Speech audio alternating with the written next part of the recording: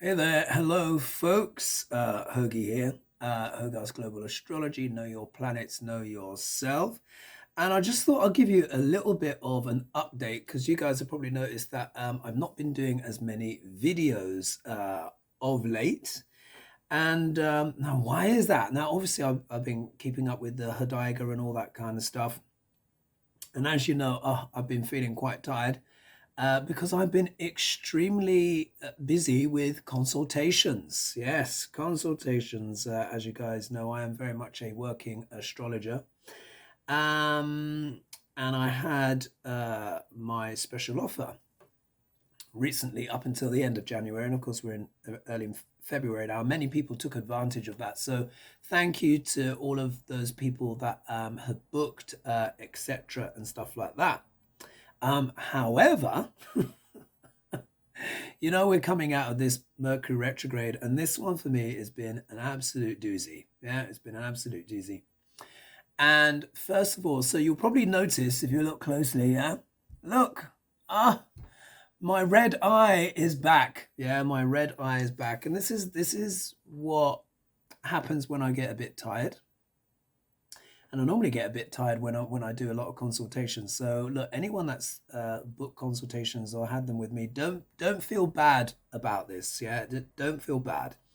Um, but what I want to share is because, as you know, I do a lot of stuff where it comes, well, as I was saying with my dream the other day, channeling the planets and stuff like that, and it does take a lot of energy. Yeah, if you can imagine, it's a lot of the quantum. It's a lot of the quantum to bring through. But this is what I do for my clients. And again, as I said before, I don't need to speak about that stuff. You can just read the reviews, and my clients will share their experiences with me, and you can see that on my Facebook page, which is always on in the link below.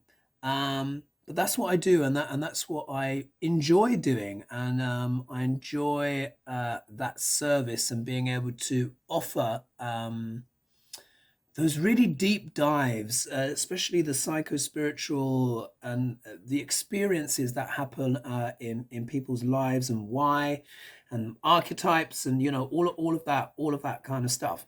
But it does take a bit of an energetic toll, as you can imagine. Yeah. And this isn't me kind of saying, "Oh, I'm going to stop consultations, etc." No, that's not the case. But what I am going to try and do in 2022 is try and get a bit of a better balance. Because of course, I'm a human being at the end of the day, and yes, there are talents and gifts, but it has to come through this human body, and the human body is quite a frail. It has powers, but it's only designed for certain things. It's designed for 3D reality here in Earth School, yeah.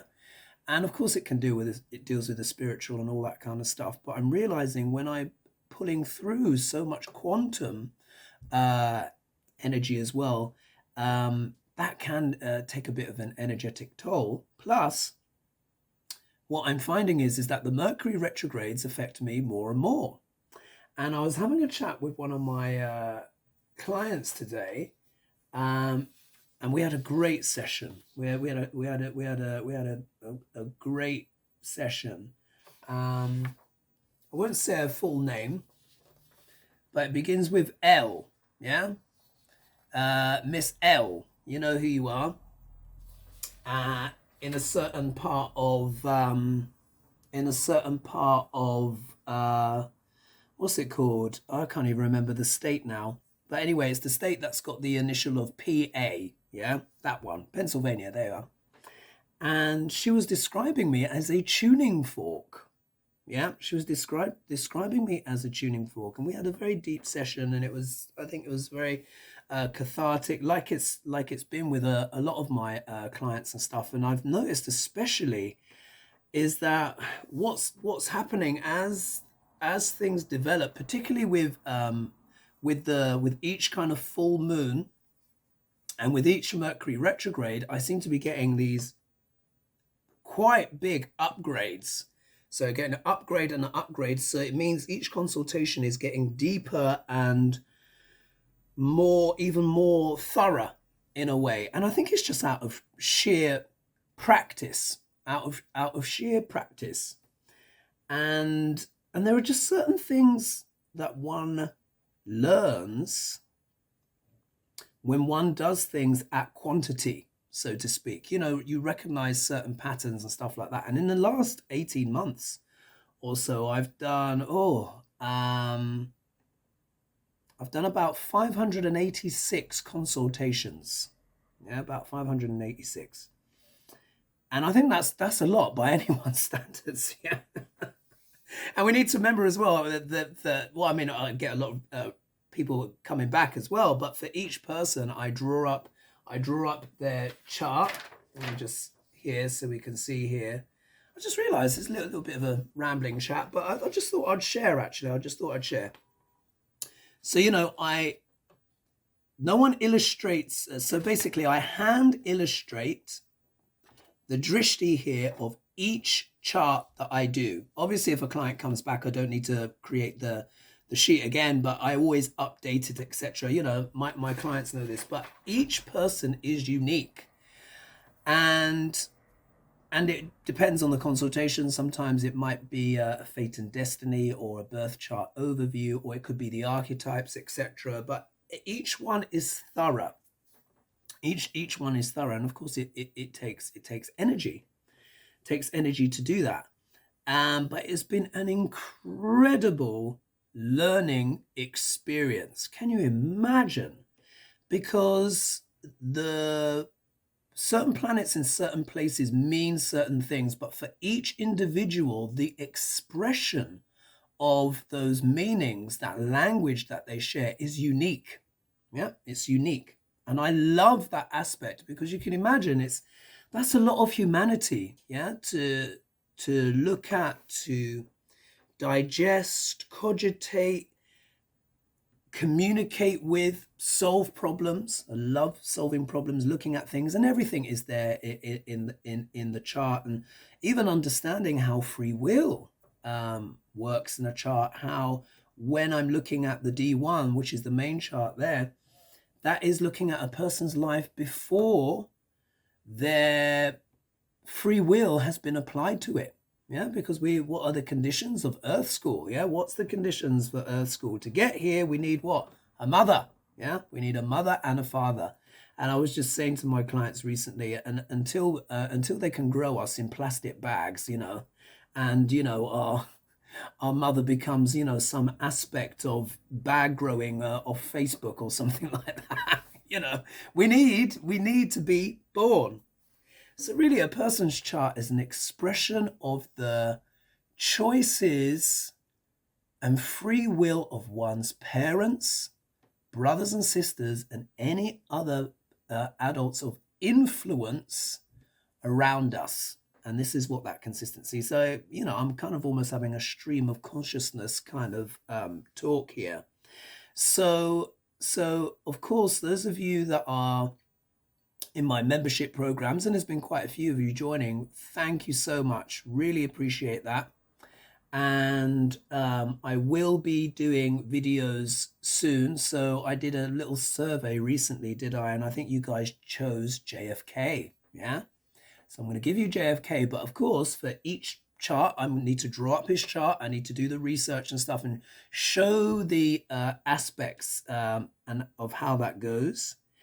And for those that are on the Vedic apprentice level, I will start the signs and nakshatras very soon. I've actually got them. on my A board, but I just most of it is done. And then I'll be kind of describing in detail how that works, and that's going to be the next course. So it's going to be sign by sign. In fact, let me just quickly run and get it now. You'll see my tracksuit bottoms. Let me just get this here. Let me just put this here. Just put this up. Tuck the loose strings in. And then just so you can see, there we are. There we are. So you see, look, they're already there. So I've got Aries and the three nakshatras, Ashwini, Bharani, Kritika. How that actually works in a Navamsha chart, how the movement of the moon sets off your whole Mahadasha sequence. And I just need to write in that bit there. So I did that the other day, but I was too tired to finish. But I've begun, yeah, I've begun. And tomorrow, I've got a very busy day tomorrow, very busy day, very busy week. And things have been, quite booked out. So I think I'll just get through my very busy day and then I'm going to try. Obviously, I've got Hadaiga this Saturday and we've got Lena coming up on the show. And I'm going to try and put out some more videos. So I just need to get over this hump because I do have a lot of people that have booked, and I've even got a client in tonight who managed to get in on a Wednesday. I'm not quite sure how she managed that. But that's a bit of tarot, and that would be this evening. And I like doing a bit of tarot, and it's just for half an hour, so it's not going to finish me off. But what I will do is, and let me know what your thoughts are in the comments. Let me know what your thoughts are in the comments, because as we all know, inflation, is an issue, isn't it? Yeah. Remember when I was saying like the moon going through, the eclipse and how it was dealing with food and inflation and stuff like that, Again, not to be the party pooper, but this is what we've seen, yeah? There is that inflationary pressure. I think it will ebb with time, but maybe not quite yet. And I'm also aware, as many of you would agree, the value of the dollar has also been a bit of an issue. Now, of course, you guys, the vast majority of you are in America, but of course there's Europe as well. So understand I'm sensitive to Americans in regards to the dollar, because of course that makes consultations more expensive. But of course, they do require time, effort, and energy as well. And there's a lot of admin that I do as well, and a lot of post admin that I do as well to get your charts over, the recordings, everything. Because when you have a consultation, it really is something. Again, my clients can speak for me in that regard. And if you're curious, just look up on my Facebook page. But so the plan for me is to create a balance. And one of the things that I'm thinking of doing is doing group sessions. Yeah, group sessions where I can see more of you together in one place, and then we can actually discuss your charts together and discuss things like how the sun works in your chart, how the moon works in your chart, and spend a bit of time sort of on each person's chart, but people can talk and counsel each other, and we can share so you guys can see effectively what I see. Because the astrology, particularly because, as you know, I do Vedic astrology, Neo-Vedic astrology, so I follow the principles of Vedic astrology, but I also include the outer planets, and I also which are Uranus, Neptune and Pluto. Profound, yeah, they're extraordinary. My goodness, they really make such an impact. Obviously, that varies from astrologer to astrologer, but again, my clients know when we talk about Uranus and Neptune and Pluto, we get a lot extra going on, but also as well Ceres and Chiron.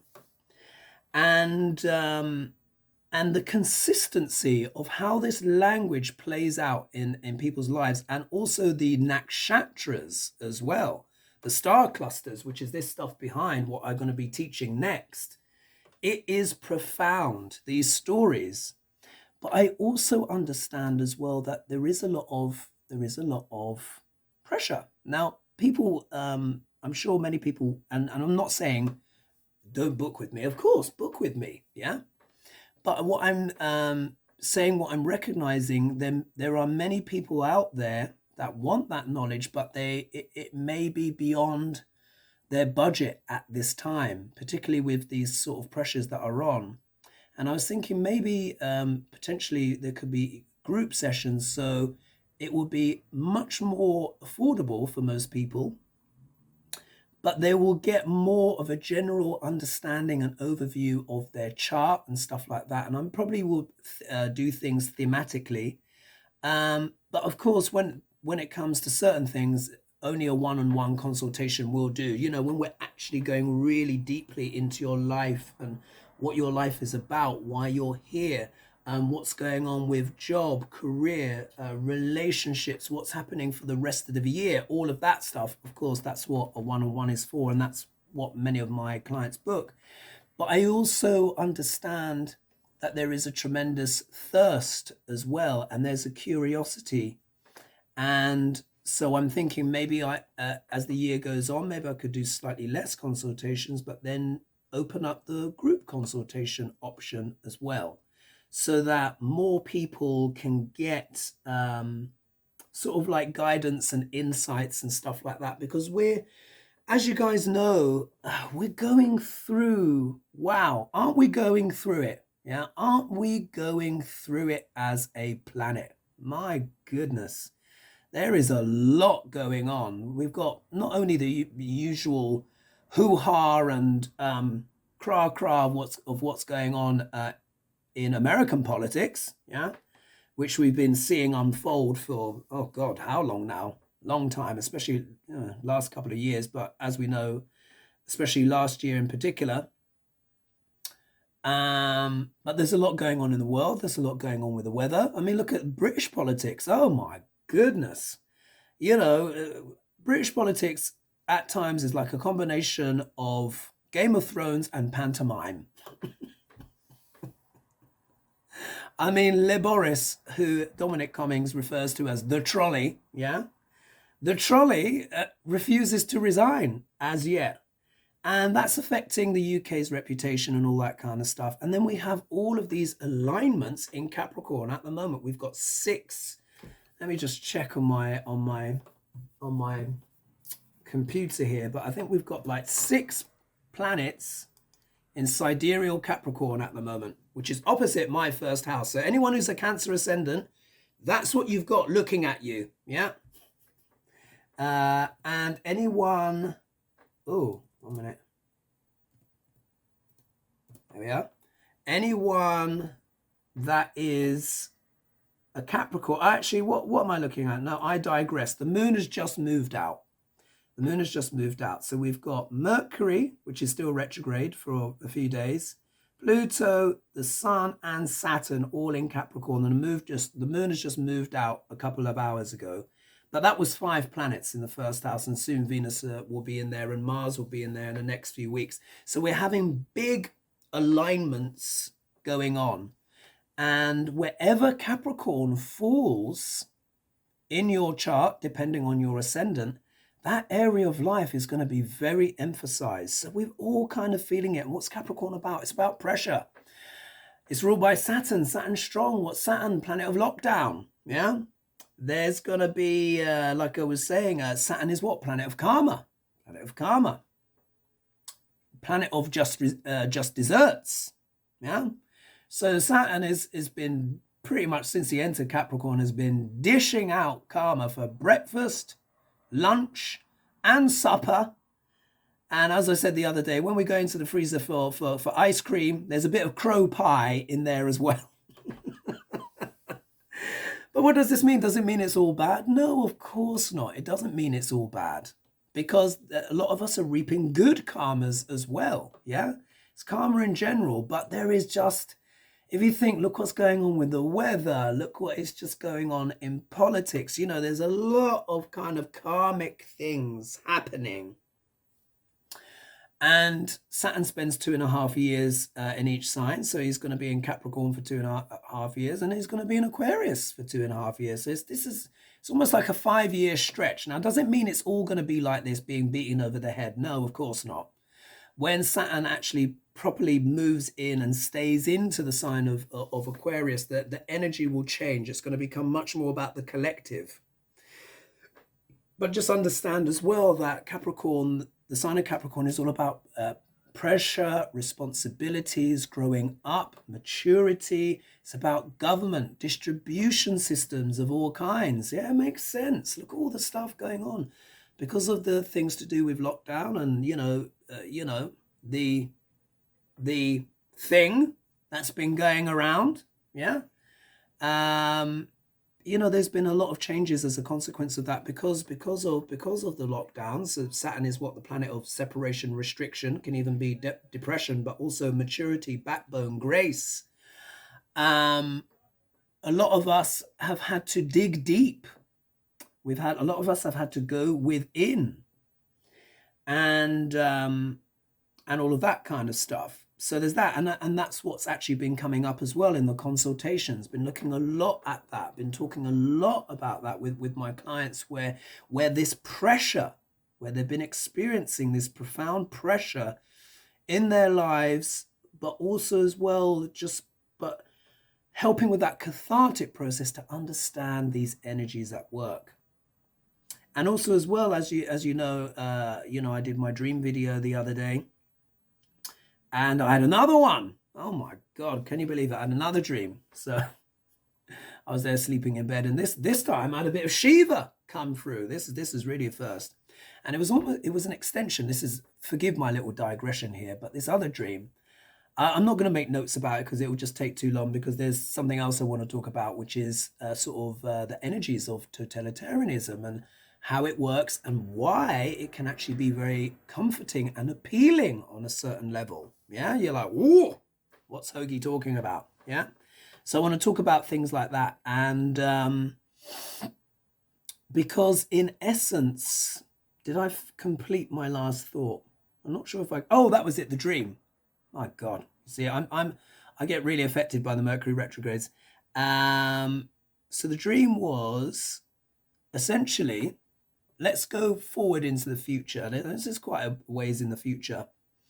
But basically, we get to Mars, yeah? As we know, a certain Elon, yeah, is doing his things. And also as well, you remember in that dream, and I was talking about the divergence and stuff like that. If you go back and look at the video, in the description, I've put a link there to, I think it's like a 12-minute presentation by Mr. Musk, shall we say, about his new technology, which is called Neuralink. And what it is, it's so imagine, look, with my hat, that's the chip, yeah, circular, drills out part of the skull, and it sits flush in there, connects up. He's demonstrated it with pigs and stuff like that. And they're snaffling on things, and there's this beeping going on in the background, and he's kind of describing, what's going on. And then they put the skin back over, the hair back over, and then it charges up at night, yeah? So in the future, many people will just be able to plug themselves in quite literally. And funny enough, actually, the presentation he made was actually in August 2020, but I didn't know about this. Yeah, I didn't know about it. But what I do know is that the planets are declamatory. What that means is they come through when there's something important to say. And with that dream, what that says to me is that Mr. Musk has reached a crucial juncture in this new experiment where the timelines diverge. Yeah, so you've seen that, many of you have seen that dream video, and thanks for the feedback on that. It's just been extraordinary. And with this sort of Shiva dream I was given last night, it took me even forward to when the actual missions are actually on Mars, and when we're digging and all that kind of stuff for either resources, because no one can really kind of live there. You can't live on the surface. There's not enough atmosphere. There's tons of radiation, and basically stuff just doesn't grow. If you put it in Martian soil, it would just wither and die. Yeah. So all of this stuff is going to have to be underground. But what was revealed to me, and I found this fascinating, and I will be sharing more of these dreams, was that those that go there, and I need to talk about the pituitary gland and all this kind of stuff, but the third eye, let's just say that, the third eye really helps us calibrate us, this is what I was told, to any condition, any planet or star system that we may be in. Yeah, does the calibration. Yeah, and we adjust energetically. That's what I was being shown. But you remember what I said? If you've got the chip in the top of your head, now remember, this is what? The crown chakra, yeah? They say the eighth chakra is up here. This is where we go through to purify and stuff like that, and we return to God and stuff like that. So if you've got that there going blip, blip, blip, blip, blip, blip, blip, doing its various different things, you're not going to be able to do that. And what I was revealed to me was, I mean, of course, there's no way of proving this, and this is just a dream. Take it with a pinch of salt. You don't have to believe what I say at all, but I'm just going to share. And what I was shown is that once those people get there and they're on Mars, I was shown that they get some kind of disease. Something goes wrong where they're not able to calibrate to the planet. And it was like a combination of a degenerative, almost kind of rage-like disease. Now, that could be in the sense of, because Mars does deal with passion and anger and stuff like that. But there's things that have not been factored in when it comes to being on other planets. Because you've got to remember, we're Earthlings, yeah? Our body is calibrated to who? Gaia, yeah? And the vibrations and the etc. and all this kind of stuff. And we've never experienced, at least as physical beings, in our Earth school form, living physically on another planet with a different gravitational, different energy, different whatever's going on. And that's what I was shown, yeah? That it could be some kind of illness, some kind of sickness. I was shown as some kind of madness. It's like a kind of madness happens, yeah? But you know, I could be wrong. Take that with a pinch of salt. And also as well, just a last comment on Mercury retrogrades. It's been extraordinary. I've had to reschedule so many people because they've got the date wrong, the time wrong, or booked the wrong consultation, or we've passed like ships in the night, or joined the consultation too early. I hope this person finds it funny, but there's one person who's joined one of my consultations 1 month early, yeah?